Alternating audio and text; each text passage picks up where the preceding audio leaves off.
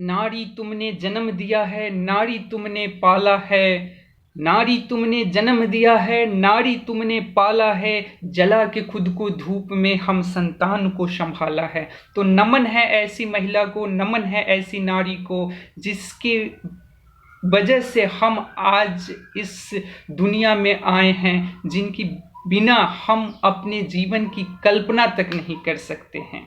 नमस्कार, आदाब, मैं श्रवण आज फिर हाजिर हूँ आप लोगों के लिए एक बहुत ही जो महत्वपूर्ण मुद्दा है, नारी शक्ति बंधन योजना।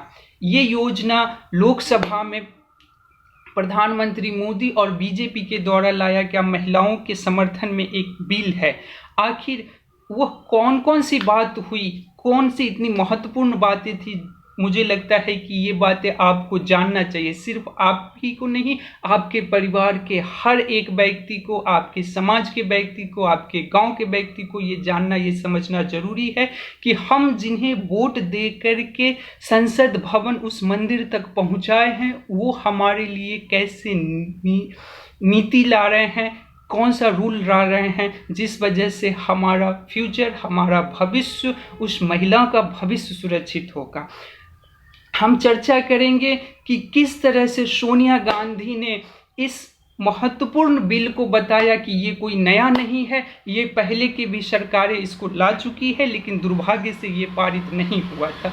हम कहेंगे हर उस बात को जो महुआ मोइत्रा, जो कि टीएमसी से सांसद है, उन्होंने कहा कि यह हमारे लिए सेम की बात और प्राइड की बात दोनों है। हम चर्चा करेंगे अनुप्रिया सिंह पटेल का, जिन्होंने इस लोकसभा और राज्यसभाओं में महिला की जो संख्या है, परसेंटेज, उसके बारे में चर्चा करी। हम सवाल उठाएंगे उस महिला की बातों का भी जिसने कहा कि ये जो पूरे के पूरे बिल है, उसमें जो SC ST कैटेगरी की महिला हैं, उनके लिए भी कोई आरक्षण का प्रावधान है या नहीं।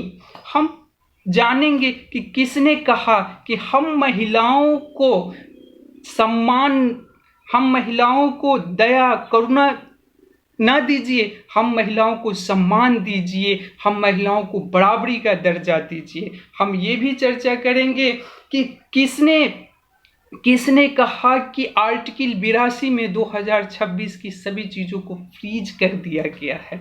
तो नमस्कार, फिर से मैं श्रवण आप लोगों के लिए हाजिर हूँ। जो अभी वर्तमान का मुद्दा है, नारी शक्ति बंधन योजना, जो वर्तमान की सरकार अभी लोकसभा में लेके आई है, मुझे लगता है कि आप सब लोग इसको ध्यान से सुनिए। मैं गारंटी के साथ कह सकता हूँ कि सब वर्ग, चाहे लड़का हो, लड़की हो, महिला हो, पुरुष हो, बच्चे हो, बुजुर्ग हो, सबको ये जानना चाहिए। और मेरे इस छोटी सी पहल के द्वारा आप सब लोगों को बातों ही बातों में, हंसते मजाक में एक छोटी छोटी बातों को बताना मेरी कोशिश रहेगी। उससे पहले मैं शुरू करूँ, आपसे अनुरोध करता हूं, आपसे रिक्वेस्ट करता हूं कि मेरे इस चैनल को सब्सक्राइब कीजिए, शेयर कीजिए। मुझे पता है कि आप लोग देखते भी नहीं है पूरा की पूरा वीडियो, लेकिन कभी कभार देख लिया कीजिए। क्या पता कि इसी पूरे वीडियो से आपके काम का कोई चीज़ निकल के आ जाए। चलिए मैं शुरुआत करता हूं।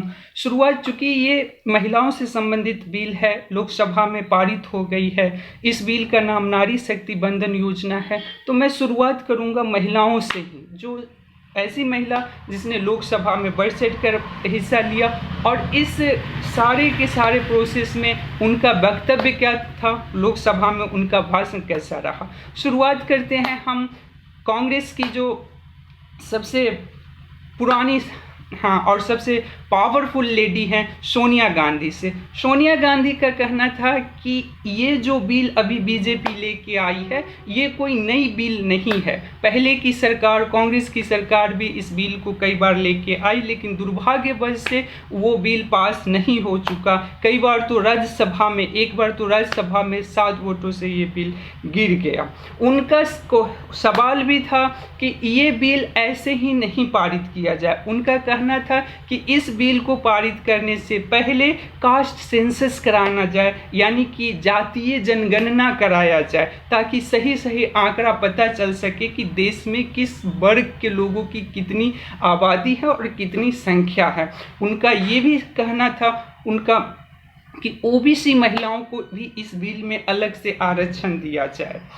उनका सबसे अच्छा जो स्टेटमेंट था कि उनका कहना था कि पूरी भारत में जो 142 करोड़ की आबादी है उसमें छोटे बड़े सारे मिला के लगभग 15 लाख महिला नेता हैं। ये खुशी जाहिर की थी उनका।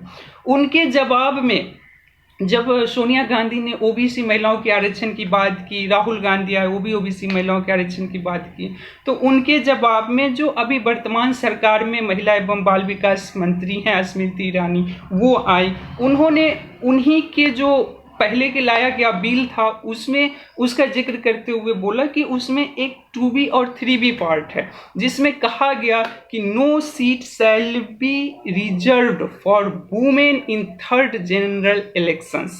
उनका कहना था कि जो पहले की जो सरकारें लेके आई थी उसके अमेंडमेंट में ये लिखा हुआ है कि किसी भी बिल्स में जो रिजर्व्ड कास्ट हैं उनके लिए किसी प्रकार का आरक्षण नहीं हो। चर्चा करेंगे हम महुआ मोइपात्रा की, जो कि टीएमसी से सांसद है और धाकर सांसद है। क्या खूब बोलती है, कभी मौका मिला तो उनका वक्तव्य सुनिएगा, उनकी भाषण सुनिएगा, दिल खुश हो जाएगा।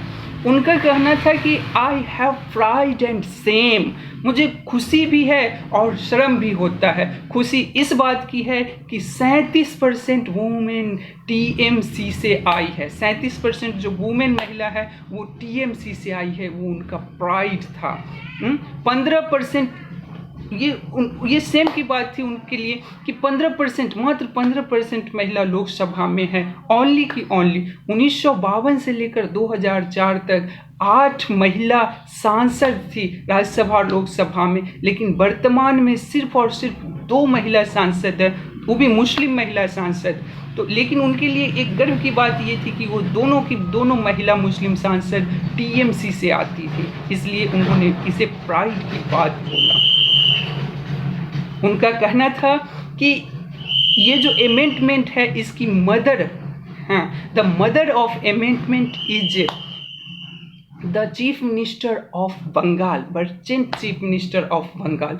ऐसा उसने क्यों कहा? उनका मानना था कि सबसे ज़्यादा महिलाओं को जो आरक्षण है वो टीएमसी के सरकार में दिया गया था। बिल्कुल सही बात है, जैसा कि वो सोचती हैं। आगे चलते हैं।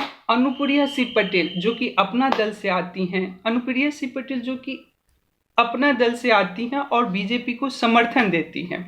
उन्होंने जब अपना स्पीच देना शुरू किया तो उनका कहना था कि लोकसभा में 14% महिला हैं, राज्यसभा में 11% महिला हैं। तो अभी वर्तमान में महिलाओं की स्थिति ठीक है। इसके बावजूद भी चूंकि हमारी सरकार महिलाओं की हितैषी है, महिलाओं के बारे में विचार करती है, सोचती है, इसलिए ये बिल लाना बहुत जरूरी हो गया है। हरसिमरत सिंह कौर बादल जो कि शिरोमणि अकाली दल से आती हैं, उन्होंने कहा कि 543 सांसदों में, लोकसभा में 543 सांसदों में मात्र 78% जो मात्र 78 महिला सांसद है, ये एक अच्छी बात नहीं है। ये संख्या को बढ़ाया जाए। तो जो भी नेता लोग आए उन्होंने क्या अच्छा है क्या बुरा है हर एक चीज़ों पे अपना पक्ष रखा। डिम्पल यादव, इनका भी भाषण सुनने लोग था, समाजवादी पार्टी से आती हैं, अपने अखिलेश भैया की वाइफ है।